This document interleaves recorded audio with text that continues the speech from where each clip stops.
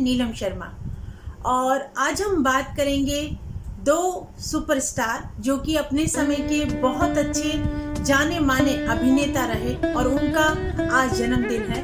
9 जुलाई को उनका जन्मदिन मनाया जाता है, जिसमें से एक है संजीव कुमार और एक है गुरुदत्त। जी हाँ, गुरुदत्त या संजीव कुमार से जो भी फिल्म लाइन से जुड़े हैं, जो फिल्में देखते हैं, कोई ऐसा व्यक्ति नहीं होगा जो प्रभावित हुए बिना रहा हो। अपने समय के बहुत मशहूर स्टार अभिनेता तो रहे, साथ में एक लेजेंड बन गए। बाद में जैसे मृत्यु के बाद इनकी एक अलग पहचान, अलग खासियत सबके सामने प्रकट हुई। तो आज हमारे पास हम कुंडली डिस्कशन करते हैं, जिसमें से हम जो लेते हैं गुरुदत्त जी की कुंडली का विवेचन करते हैं कि किस तरीके से उनके छोटे से कैरियर के समय में और किस तरीके की हार्डल्स आई, क्या कुंडलियां बयां करती हैं। ऐसी बहुत सी चीजें हैं जो आज की डेट को हम देखकर कुंडलियों को जब हम प्रेडिक्शन करते हैं तो उनमें अवेयर करते हैं। आदमी किसी भी फील्ड में रहे पर उसको अपने ग्रहों की चाल का अगर पता है तो अपने जीवन में आने वाली परेशानियों को वो दूर कर सकता है। उन्हीं की जानकारी और एनालिसिस आज आपके साथ हम बैठ के करेंगे। जो टाइम हमें उपलब्ध है वो है 9 जुलाई सन 1925, 12 बजे दिन बैंगलोर में इनका जन्म हुआ है, जो हमें इनकी डेट ऑफ बर्थ पता है। उसके अनुसार इनकी जो कुंडली बनती है वो कन्या लगन की कुंडली बनती है और राशि बनती है इनकी कुंभ।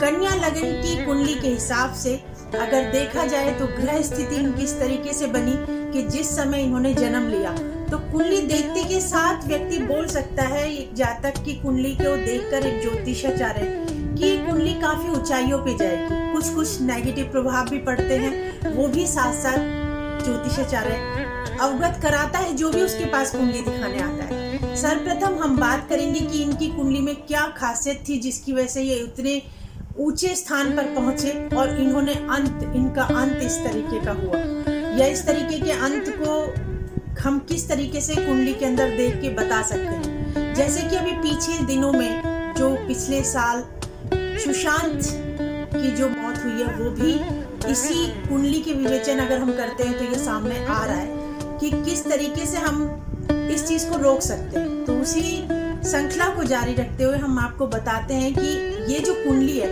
किस तरीके से प्रभावित करके चल रही है। कन्या लगन की कुंडली है। कन्या लगन के अंदर बुध लग्नेश होते हैं। बुध अगर लग्नेश है और वो अगर एकादश में बैठ जाते हैं तो अपने आप में एक ये योग बनता है कि इच्छा पूर्ति का योग बना।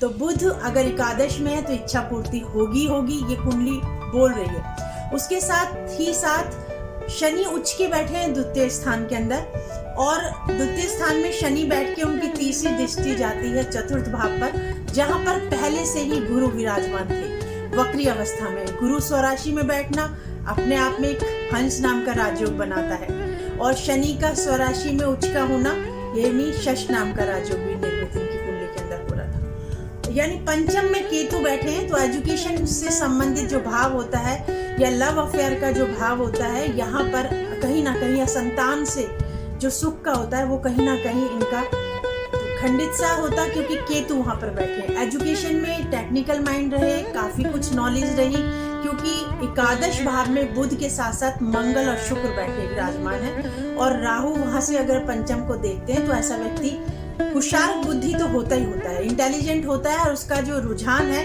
वो कला के क्षेत्र में रहेगा, क्योंकि मंगल शुक्र की युति लाभ भाव से एजुकेशन को देख रही है, और साथ साथ बुध और शुक्र भी एक कलात्मक प्रवृत्ति देते हैं। ये इनकी कुंडली के अंदर एक अच्छे योग बन रहे थे। और साथ ही साथ चंद्रमा छठे में आ जाना थोड़ा सा इनको डिप्रेशन में डाल देता है। डिप्रेशन मीन्स एकाकीपन में जरूर डालता है। ऐसा व्यक्ति अगर भ्रांतियों में आ जाता है तो बहुत गलत सोचने लगता है, तो इस तरीके मन एक जगह नहीं टिक पाता, बार बार चलायमान रहता है। ये इनकी कुंडली के अंदर देखकर हम ज्योतिषाचार्य आपको बताते हैं जब भी किसी की कुंडली लगती है, और इनके जीवन पे घटित हुआ वो भी हम आपको बताते हैं किस तरीके से रहा। तो यहाँ पर मैं आपसे ये बताना चाहूंगी कि मंगल शुक्र की युति ब्रह्मांड में प्रेजेंट में भी मंगल नीच के होके चल रहे हैं, मंगल शुक्र की युति है, तो इसलिए चरित्र हंता योग भी, चरित्र जो खराब होने का योग बनता है वो बनता है। पर फिल्म लाइन में अगर कोई जाता है तो वो आर्टिस्टिक भी बनता है, ये योग भी इसके साथ बनता है। पर ये खराब योग इसलिए बन जाएगा क्योंकि इसमें राहु का इन्वॉल्वमेंट और शनि की दृष्टि है, तो ये ऐसे संबंध टूटते हैं, जुड़ के नहीं रह पाते। चाहे वो आप कितने भी लंबा खींचने की कोशिश करें पर खींच नहीं पाते। पर लग्नेश यहाँ पर बैठा हुआ है तो इस तरीके से अब इनका जो जन्म हुआ वो शतभिषा नक्षत्र के अंदर हुआ और राहु की महादशा 18 साल बहुत स्ट्रगल की। इनकी माँ भाव पर गुरु बैठा हुआ है, तो इनकी माँ ने इनके साथ ही 10th क्लास पास की है।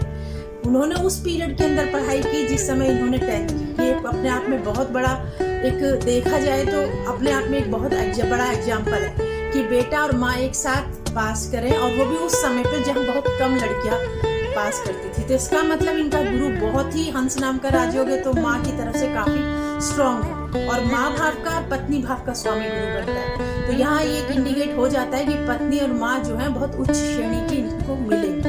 तो यही हुआ कि इनकी शादी जो हुई गीता राय से हुई, जो कि उस समय की मशहूर गायिका रही, और इनकी सभी फिल्मों में वो गायिका उन्होंने गाने गाए। और जब अंत समय था इनका, तो वो पूरे 16 साल इनकी गुरु की महादशा चली है, जो कि सन 44 से शुरू हुई और जाकर इनकी समाप्त होती है 16 साल के अंदर। 16 साल तक 44 से स्टार्ट शुरू हुई है और जाकर ये 60 साल तक 1960 तक गुरु की महादशा के पास चले हैं। क्योंकि थोड़ा डिटेल अगर हमारे पास है तो यही आ रहा है कि 59 के एंड तक इनकी गुरु की महादशा चली। उसमें इन्होंने अपने कैरियर की ऊंचाइयों को छुआ, जहां तक ये जा सकते थे।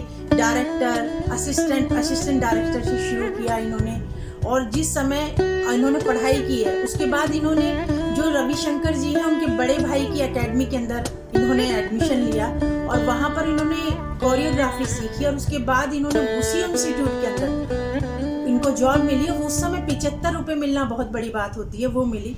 पर वहां पर भी इनका किसी के साथ अफेयर कहा जाता है कि रहा, और उसकी वजह से इनको वहां से नौकरी से छोड़नी पड़ी या निकाल दिया गया। ऐसे ही इन्होंने बहुत लोगों को अपॉर्चुनिटी दी, बहुत लोगों का कैरियर में शुरुआत में इन्होंने साथ दिया। लास्ट में वहीदा रहमान को भी लेकर बहुत सारी भ्रांतियां इनके जीवन में रही, और यही कारण बना कि इनकी पत्नी, जैसे ही शनि की महादशा आई तो कुछ गलत फहमियां हुई, कुछ मिसअंडरस्टैंडिंग हुई, कुछ शक, और साथ ही साथ दोनों के जिद्दी स्वभाव के कारण इनकी फैमिली लाइफ चौपट हुई। जैसे ही शनि की महादशा स्टार्ट हुई, यानी 1959 के बाद से, और इनके जीवन के अंदर परेशानियां शुरू हो गई। इन्होंने इतनी अच्छी बड़ी बड़ी फिल्में दी, कागज के फूल, प्यासा, साहब बीवी और गुलाम, ऐसी बाजी इतने अच्छे डायरेक्शन और इसके साथ दिया कि जो काम करते थे वो परफेक्शन के साथ करते थे, और बाद में इसी वजह से इनको लेजेंड यानी कि अपने फील्ड का महान व्यक्ति कहा गया।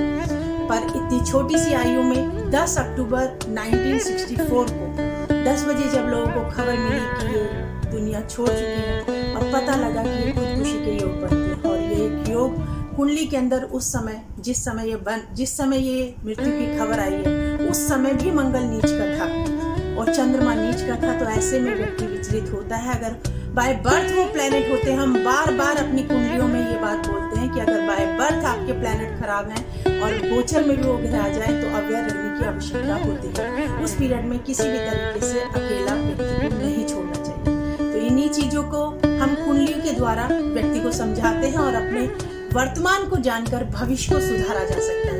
इनकी कुंडली में जो एक खुदकुशी का योग बनता था वो यही है कि अष्टम और तृतीय का लॉर्ड एकादश में बैठा है, यानी हाथ और आयु को लेकर एकादश में बैठ गया, साथ में लग्नेश, और शनि वहां पर देख रहे हैं राहु की दृष्टि। तो बचाव नहीं, अपने आप व्यक्ति अपनी जिंदगी का दुश्मन बन जाता है। तो ये इस तरीके के योग हैं जो कुंडलियों को देखकर महान बने गुरु की वजह से। और इनको कहा जाता है कि 18 महीने की उम्र में ये कुएं में गिर गए थे, इनकी दादी ने इनको बचाया था। तो इनका नाम वसंत कुमार शिव शंकर पादुकोण था, बदलकर इनकी दादी ने इनका नाम गुरु रखा, क्योंकि ये गुरुवार को पैदा हुए थे, और गुरु की महादशा ने इनको ऊंचाइयों पे पहुंचाया।